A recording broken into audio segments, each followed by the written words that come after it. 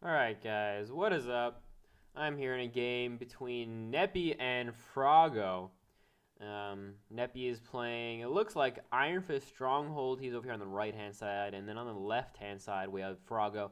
He's quite well known as being an SL player, and that is what he is playing right now, SL. He is playing a Draksar mix, it looks like. We see a few of the Draksar over here. The Rip Demon Alpha, while it does say demon in its name, and while it looks nothing really like a Draksar, usually Draksars are humanoid, right? They have 4 limbs, 2 legs, 2 arms. This thing has 4 or 6 legs. But yeah, no, it is actually part demon, or sorry, part Draksar. So it is part of the Draksar bunch. I always thought that was a little bit strange. Anyway, what we just saw from Nepy was a Bane Blast. With that, he killed the Draksar Lord and took the Nora Globe. Also, Instill Panic. Now, I'm a little confused because I thought these guys had weakened spells, but I think that was the other Draksar. I think that's the wrong one that I'm thinking of right there.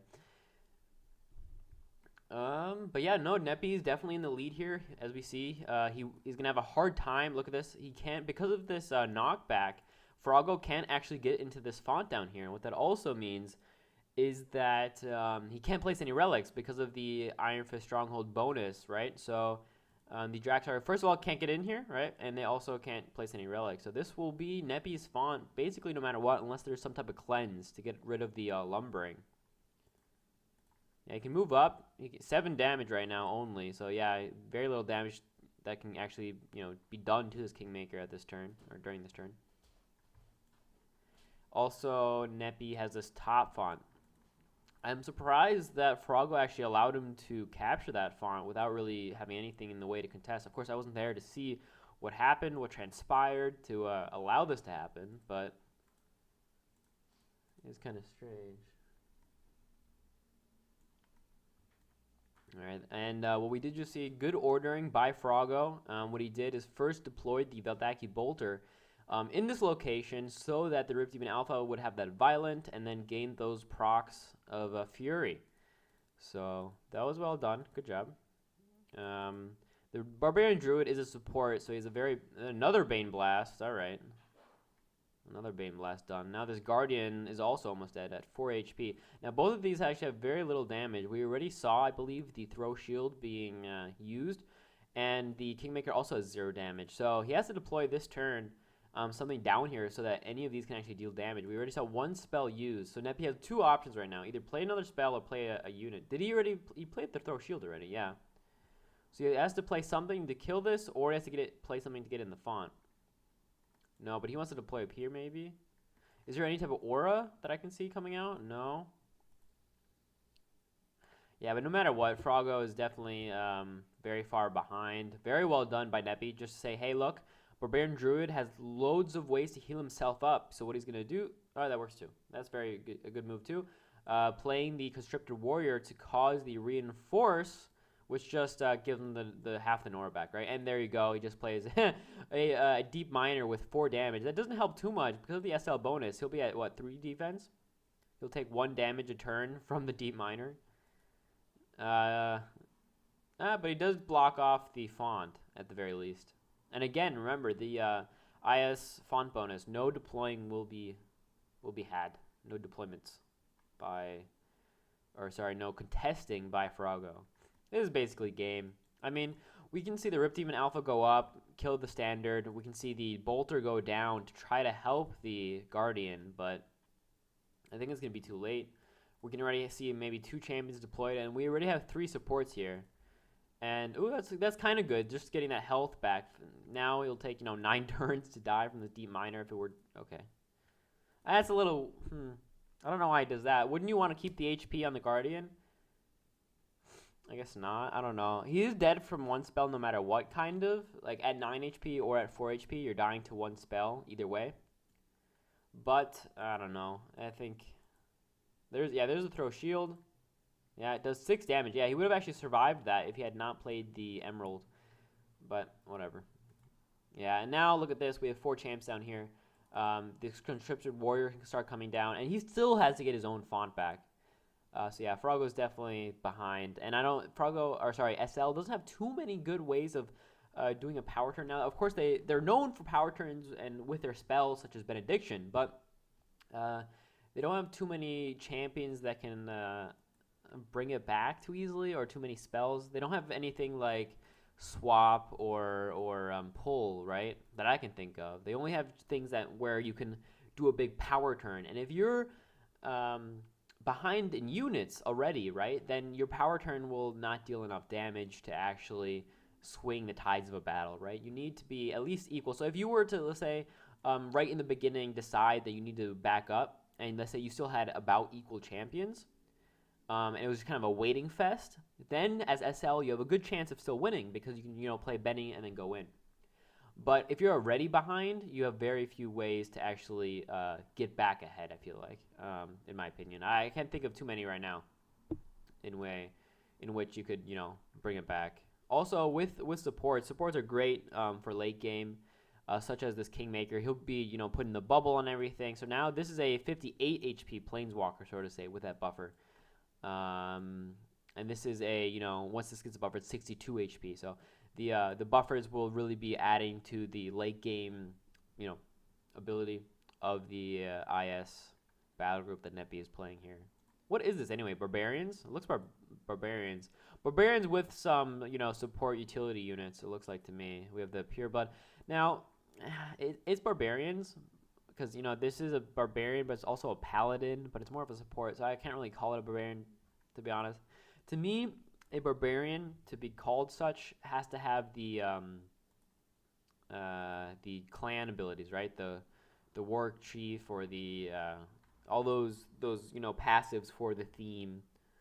And if they don't have that, also again another reason why having loads of supports out is just so. And look at this, now the Minister as well. He's just so far ahead. I don't see any way in which Frogo can get ahead now. Nepy's also just too good to allow that to happen. He's just gonna keep. As we see, he put his Planeswalker in a bit of a dangerous position. Like he's pretty far in front, right? But Nepy knows that there's not enough damage out on the board to actually put the Planeswalker in any type of danger, right? There's 60 HP, like I said, 68 HP. He has the IS bonus, so no spells will really, hurt him too much. Yeah, and as we see, Frogo has to retreat. He can't go in. 18 damage on the Rip Demon Alpha, though, is pretty nice just because of the brutality. No. The Violent, I guess. Yeah, the Violent gave him loads of damage. Yeah, that's what I was looking at for the weakened spells before. The Shield Warden.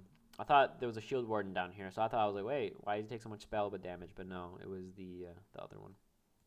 So now, like I said, we have 4 champions versus 1, 2, 3, 4, 5, 6, 7. So definitely a big lead for Nepy. Now, on the one hand, Nepy, there you go. So that's what I was talking about. This is, to me, a actual Barbarian. He has that War Chief Stone Clan. But yeah, look, 3 of these, I guess 3 of these are supports. So this is support. So they don't have too much damage output, right? But they're passively, providing a lot of, support. Yeah, that's what supports do, right? A lot of, utility. With the action potion on the Bastion, we'll see the Nora gain.